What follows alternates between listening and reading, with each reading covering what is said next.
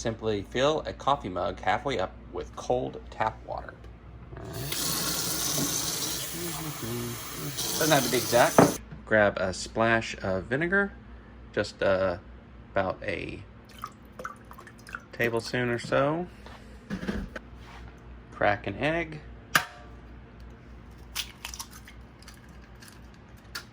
Microwave for 1 minute.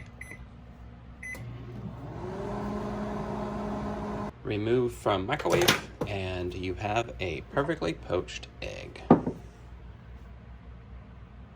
Simply plate the egg.